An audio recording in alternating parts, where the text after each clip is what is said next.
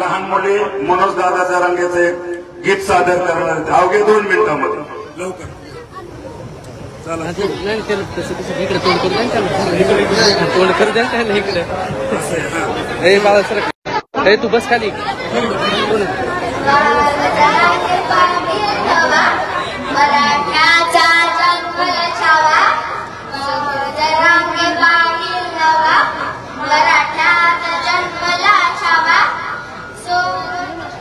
सोबत मराठ्यांचा थावार दमसल रोखून दावा सोबत मराठ्यांचा थावार दमसल रोखून दावा मतासाठी फक्त मतदार आमचे गिळले अधिकार तापून उठले मराठी आज होते गपले गपगार मतासाठी फक्त मतदार आमचे गिळले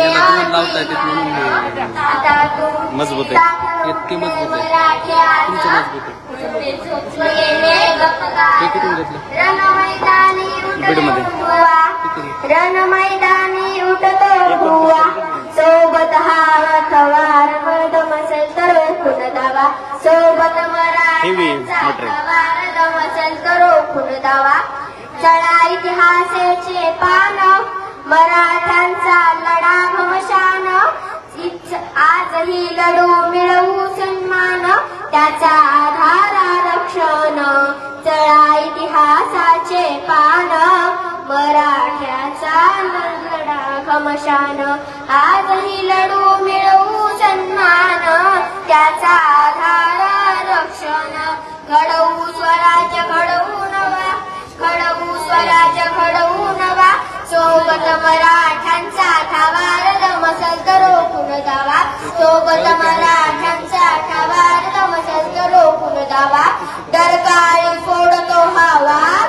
मराठ्यांनो येऊ द्या जाग मराठ्यांना होऊ द्या लाज गुंजू द्या दिल्लीतही आवाज डरकाळी फोडतो हवा मराठ्यांना येऊ द्या जाग मराठा होऊ द्या लाज गुंजू द्या दिल्लीतही आवाज चला इतिहास घडवू नवा चला इतिहास घडवू नवा सोबत मराठ्यांचा थावार दमसल तर रोखून दावा सोबत मराठ्यांचा थावार दमसल तर रोखून दावा धन्यवाद माईक कुठे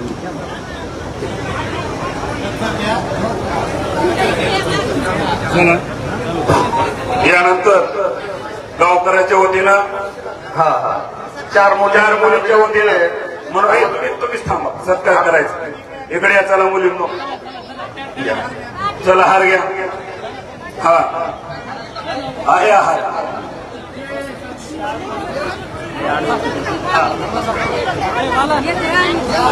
अगोदर हरिभक्त पारायण संत कुलभूषण नगद नारायण महाराजांचा मुलीच्या हाताने बाबांचा सत्कार होईल मठाधिपती शिवाजी बाबा प्रेममूर्ती यांचा सर्व गावकऱ्याच्या वतीनं त्या 4 मुली सत्कार करणार आहेत त्याच्यानंतर मनोज दादा जरांगे पाटलांकडे त्याच मुलीच्या हस्ते सत्कार होणार आहे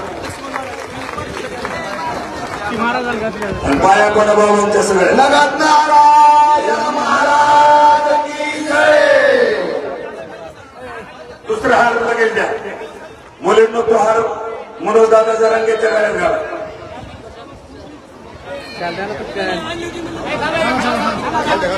छत्रपती शिवाजी महाराज की जय तुम्ही पहिले इकडून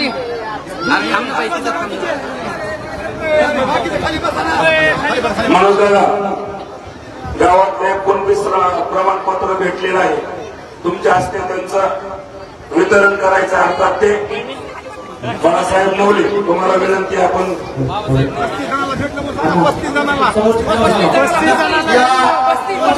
आरक्षणाचे लढा 35 आपल्या गावामधून 35 जणांना या ठिकाणी कुंडली प्रमाणपत्र मिळालेलं आहे हा जो संघर्ष आहे हा दादांनी संघर्ष केल्यामुळं आपल्याला जो असणारा आपण या ठिकाणी त्या प्रमाणपत्रासाठी पात्र झालेलो आहोत तरी सर्व गावकऱ्यांच्या पुनश्च एकदा मनोजदादा पाटील जरांगे यांचा आम्ही आभार व्यक्त करतो.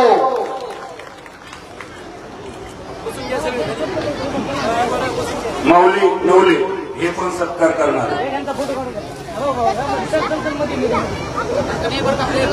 फोटो सत्कार पासा नाही ना.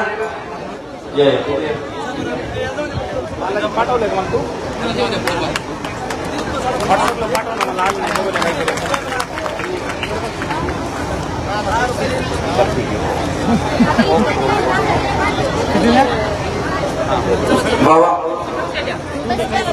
शिवाजी बाबा दादा बोलायला आता हे बघा या ठिकाणी एक आभार व्यक्त करतो सर्व पंचक्रोशीतून आलेले सर्व नेते मंडळी. या व्यासपीठावर आपण लहानही नाहीत आणि मोठे नाही. मनोज दादा जरांगे पाटलांचा आदेश आणि शिवाजी बाबाचा आदेश या आदेशाला धरून आपण सर्वजण आहोत. पण या ठिकाणी सर्व विश्वस्त मंडळी दिलीपांना जे सर्व आहेत सर्व नेते मंडळी या ठिकाणी आलेले सर्व मराठा बांधव छोटे मोठे सर्वांना माझ्या नम्रतेची विनंती की आपण सर्वजण या ठिकाणी आला. गावकऱ्याच्या वतीने आपलं मनपूर्वक हार्दिक स्वागत. असं कोणी मनात आणू नका की एखाद्या नाव राहिलं किंवा कोणा नाव घेतलं नाही. लगेचच मनोज दादा जरांगे पाटील यांना अशी विनंती करतो की जरांगे पाटील आपण आता या ठिकाणी या सर्व लोकांना मार्गदर्शन करावं. आपला सर्व गावकऱ्यांच्या वतीनं विनंती आहे. मनोज दादा तू मागे वळो, तुम्हारे साथ है. जोरात जोरात मनोज दादा तू मागे वळो, हम तुम्हारे साथ है. जय जिजाऊ, जय शिवराय.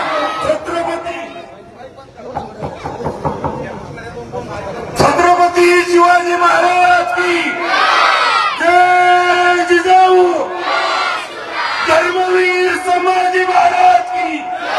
छत्रपती शिवाजी महाराज की. हिंदवी स्वराज्याचे संस्थापक राजे छत्रपती शिवराय महाराष्ट्राची धाकटी पंढरी श्री क्षेत्र नारायणगड. नारायणगडाचे मठाधिपती आपले गुरुवर्य महंत गुरुवर्य श्री शिवाजी महाराज यांच्या चरणी नतमस्तक होतो. आपल्या पाली गावातील अखंड हरिनाम सप्ताह या सप्ताहाच्या निमित्तानं तुम्हाला सगळ्या भक्तांना खूप खूप शुभेच्छा देतो.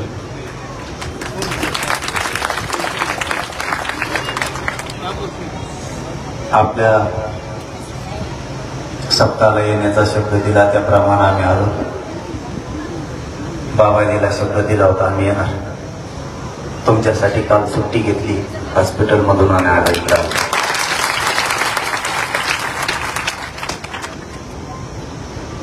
आता काय बोलायसारखं नाहीये. तुमच्या गावात प्रमाणपत्र निघालेत म्हणल्यावर तुमचं कल्याण झालं. बाकी त्यांचे पण नक्की शोधलेत का?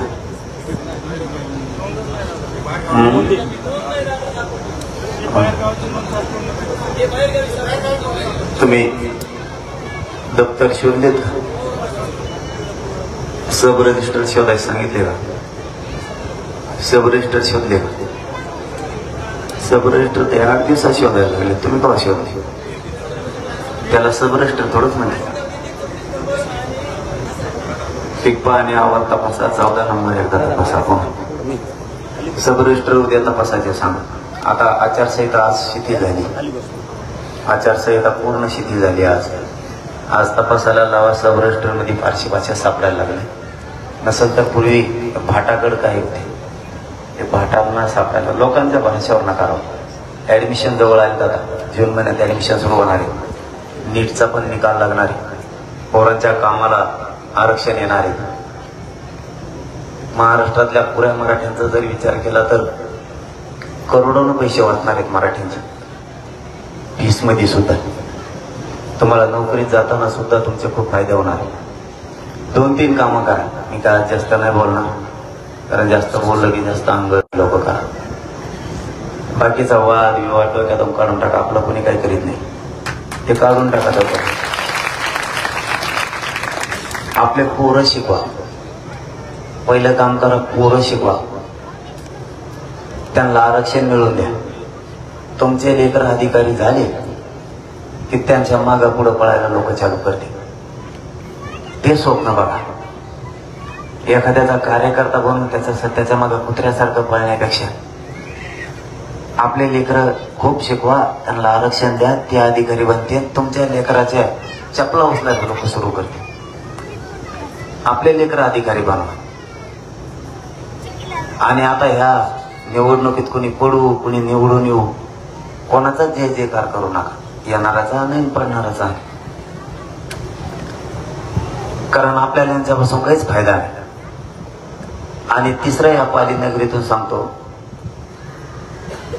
शांत बघा, काहीच करायचं नाही कोणाला. एकदम शांत राहा. त्यांचेच लोक त्यांनाच पाडणार आहेत, ते आपल्यावर ढकली दे. शांत राहा. कोणी पोस्ट टाकल्या तरी उत्तर देऊ नका. कोणी आपल्या मराठा समाजाला वाईट बोललं तरी उत्तर देऊ नका. मराठ्यांनी शांत राहा 1 महिनाभर तरी. काही शहाण्या लोकांनी मला येऊन सांगितलं, आपल्या मराठ्यात माणुसकी जिवंत आहे, ते मुद्दाम येडवून करणार आहेत. तुम्ही शांत राहा म्हणून फक्त सांगा. ठीक आहे, कारण मी उताळा नाही, माझा समाजही उताळवा नाही. दम धरायचा तर वर धरतो, नाही तर नरड्याला आलं ना मग मराठा काय ती कचकाडा केल्याशिवाय सोडत नाही. बघू आपण. शांत राहा सगळ्यांनी. कोण काय बोलतोय, कोण काय म्हणतोय लिहून ठेवा वाटल्यास. ज्यांनी आपल्याला, आपल्या शाण्या माणसाने, हुशार माणसाने सांगितलंय 1 महिन्यात मराठ्यावर काय अन्याय झाला त्यांना नेऊन दाखवून त्यांनाच विचारू आता काय करायचं तूच सांग. तोपर्यंत कुणी उत्तर देऊ नका. शांत राहा सगळे. बघूया, काम करून बी जर आपल्यावर अन्याय होणार असला तर तो पुढचा विषय. पण आज रोजी तरी मराठ्याकडून बीडसह पूर्ण महाराष्ट्रात सगळ्या मराठ्यांनी 1 महिनाभर शांत राहा. कोण काय अन्याय करतो लक्षात ठेवा. आपल्याला सांगता येईल आपल्यावर झालेला अन्याय. आणि याबरोबर आणखीन एक काम करा, कोणाला त्रास झाला ना सगळ्यांनी केसेस करत जा, त्यांच्यावर केसेस करत जा. आपल्याला त्रास दिला, आपल्याविषयी काही समाजाच्या भावना दुखल्या की केसेस करायचे. ते उलट करते, ते केसेस करतात आपल्यावरून, आपण दोष दिसतो. वडे करते ते आणि ते आपल्यावर येतं. आणि तुम्हाला 5वा विषय सांगतो, मी शांत राहा म्हणलोय म्हणून 100% तुम्ही शांत राहा. पण याचा अर्थ असा नाही तुमचा काही घातपात जर व्हायची वेळ आली तर तुमचं संरक्षण करा, स्वतःचं संरक्षण करा. असं नाही की शांत राहा म्हणलो म्हणजे तुमचा काही पण घातपात होऊ नये. फक्त जातीय तेढ निर्माण होऊ नये एवढीच मराठ्यांची भूमिका आहे आणि रास्त भूमिका आहे आमची. जातीय तेढ नको, त्यांना करायचा असला तर करू द्या, तरी शांत राहा. बघू नारड्याला लागल्यावर बघू. आपल्याकडून शांततेचा आव्हान. आता महत्वाचा विषय सांगायचा, 4 जूनला आमरण उपोषण सुरू होत आहे. आपल्या मराठ्यांच्या लेकरांना आरक्षण मिळावं, कारण आपलं ध्येय सगळं तिथे आहे. आपल्याला काही करू आरक्षण घ्यायचं. आपल्याला सांगतो मी तुम्हाला, आपलं नाविलाज आहे. काय नाविलाज आहे ते पण सांगतो तुम्हाला. कोणाला 200 रुपये लागतात ऍडमिशनला, आपल्या मराठ्यांना 1ली पासून 5वी पर्यंत धरा 1000 लागतील. तिथून पुढं कोणाला 2000 लागतील ऍडमिशनसाठी.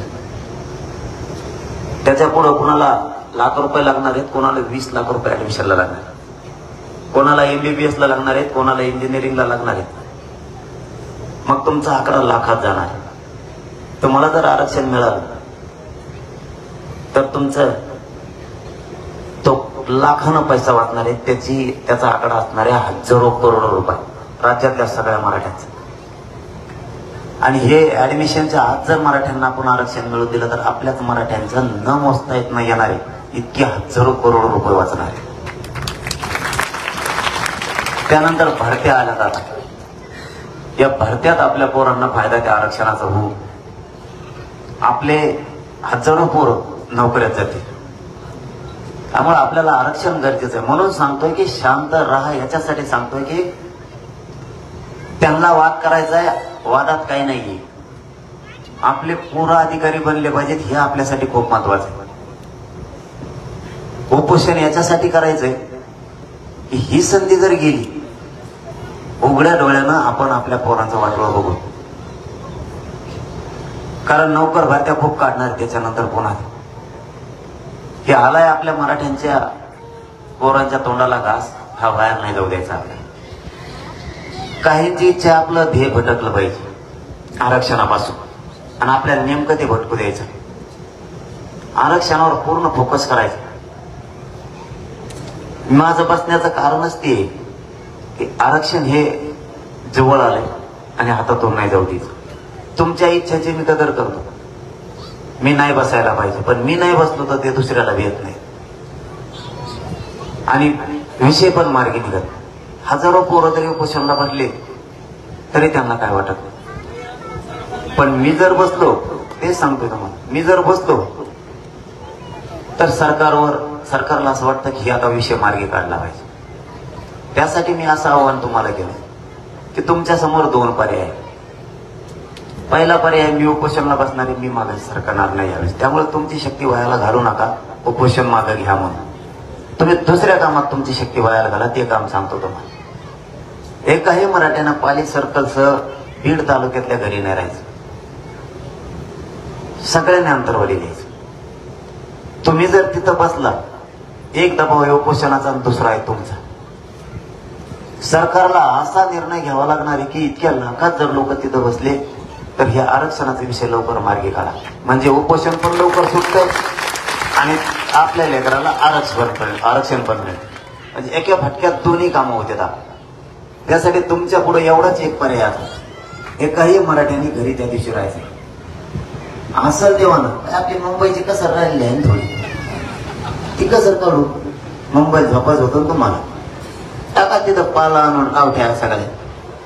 आरक्षण घेस तर उपोषण बी सोडित नाही म्हणा आणि आम्ही उठत नाही. सरकारवर दबाव निर्माण होईल आणि आपल्या लेकराचं कल्याण. तुम्हाला उद्यापासूनच काम करावं लागणार, कारण 10-12 दिवस हातात राहील. पुन्हा एकदा गावाचे गावं पिंजून काढून सगळे गावं बाहेर काढायचे. माता मावल्यासह कुणीच घरी नाही राहायचं, कारण इथं कल्याण घराघरातल्या मराठ्यांच्या लेकराचा होणार. माझ्या शक्ती यावेळेस व्हायला ना घालू, कारण मी 4 दिवस काय बसलो, 6 दिवस काय बसलो, माझ्या शरीराचं जे वाटोळ व्हायचं ते होतच. त्यापेक्षा ते एकदाच झालेलं चांगलं.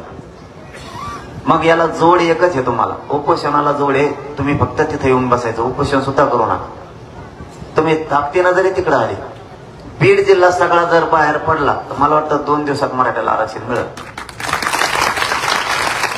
आपला आनंद कोण निवडून आला कोण पडला याच्यात नाही, कोणाच्या अंगावर गुलाल पडला याच्यात नाही. आपल्या पोरांच्या अंगावरती आपल्याला गुलाल टाकायचा, आरक्षण घेऊन, त्याच्यात मराठ्यांना आनंद. त्यामुळे काही टिप्पण्या करू नका, पुढे कमेंट करू नका, पोस्टर टाकू नका, कोण पडला म्हणून टाकू नका, निवडून आला म्हणून टाकू नका. तुम्हाला काय आनंद आहे त्याच्यात? तेव्हा निवडून येईन किंवा कोणी पडल, दोन्हीपैकी एकूण तरी पडणारच, एकूण तरी येणारच. आपल्याला काय फायदा आहे त्याचा? आपलं संरक्षण आपण करू. ते तर तुम्हाला मगच सांगितलं. शांत राहा 1 महिनाभर. आपल्याकडे बी डाटा तयार करा, आपल्यावर किती अन्याय झाला, कोणी केलाय आणि काय केलाय. ज्या जातीनं केलाय तुम्हाला नीट सांगतोय, ज्या जातीनं आपल्यावर अन्याय केला त्याच्या जातीच्या नेत्याला आयुष्यात निवडून नेऊन द्यायचं काम मराठ्यांनी करायचं. एकदम सोपं. आणि याच्या बरोबर दुसरं काम करायचं, आपलीच जात सत्तेत घालायची, म्हणजे तुमच्यावर कवाच अन्याय नाही होणार. तुमचं कुणीच ऐकत नाही सध्या, म्हणजे मराठ्यांचं महाराष्ट्रातल्या अधिकारी त्यांचे, मंत्री त्यांचे, तुमचं कोणी ऐकत नाही. आपलीच जात सत्तेत घाला, तुमच्या अन्याय झालेला भरून निघत. याच्यात एक बारकाईनं उदाहरण द्यायचं ठरलं तर सगळ्या मराठ्यांनी, उदाहरणार्थ राज्यात भाजपचं काम केलं. उदाहरणार्थ आज बीड मध्ये कोणाच्या एखाद्या मराठ्याच्या पोराला आणलं तरी तो त्याचा पाहुणा असणारा, त्यांना काम करणाऱ्या मराठ्याचा, त्याला लाज नाही वाटत. त्यांनी म्हणायला पाहिजे ना, मी आता तुमचं काम केलं तरी तुम्ही माझ्या पाहुण्याच्या तोंडात हल्ली. जात जागी ठेवा. हे बाकीचे विषय सोडा. आता आपल्याला वादात नाही पडायचं, आरक्षणात पडायचं.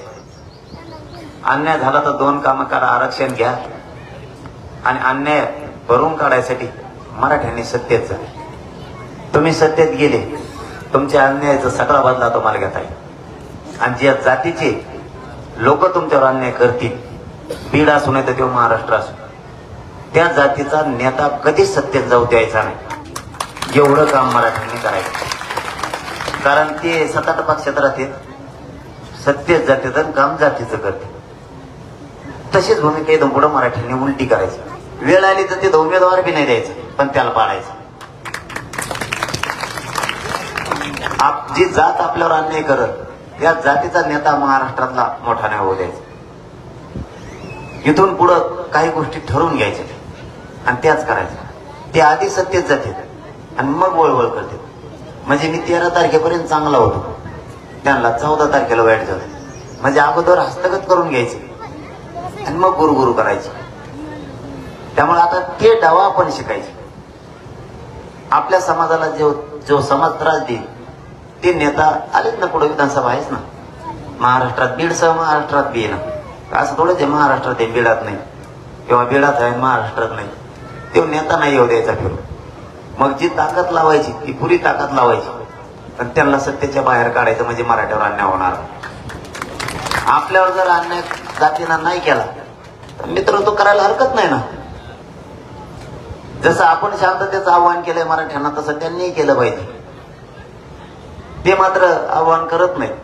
याचा अर्थ असा होतो की ते अंधारातून त्यांना साथ देतात, करा करा, आणि फक्त मीडियात बोलतात शांत राहा, आम्ही जातीवाद नाही करत. मग कोण करत आहे? त्यामुळे त्या विषयात आता उद्यापासून पडायचंच नाही. मी सुद्धा नाही पडणार. आजचे दिवस आता ते विषय एकदम सगळ्यांनी शांत राहा, ठरलेले विषय करा.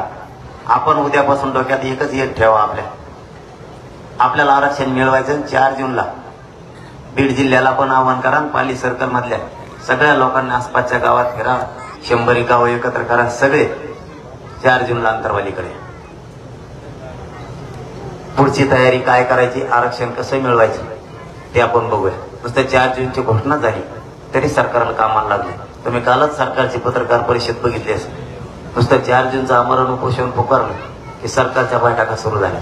फक्त मराठ्यांनी, पुऱ्या बीड जिल्ह्यातल्या मराठ्यांनी तिकडे, सगळ्याच जिल्ह्यातल्या महाराष्ट्रातले येणार आहेत. महाराष्ट्रातले सगळेच मराठी तिकडे येणार आहेत. कारण त्या दिवशी निकाल बी म्हणते. त्यांच्या निकालात आपल्याला मराठ्याला काय आनंद आहे? आपल्याला इकडे घेऊ गुलाल दळायचा आपला. आपल्या पोराला आरक्षण देऊन आपली जात मोठी करायची आपल्याला, आणि आपल्या जातीचे पोरं मोठे करायचे. इथं सगळ्या पक्षातले लोक आता निवडणूक झाली, मतभेद सोडून द्या आणि जातीच्या पोरांना मोठं करण्यासाठी, जातीला मोठं करण्यासाठी एकत्र आहे. अशी संधी पुन्हा यायची नाही की जर हातातून गेली तर आपले पोरं, आपले लेकर आपल्याला कधीच माफ नाही करणार.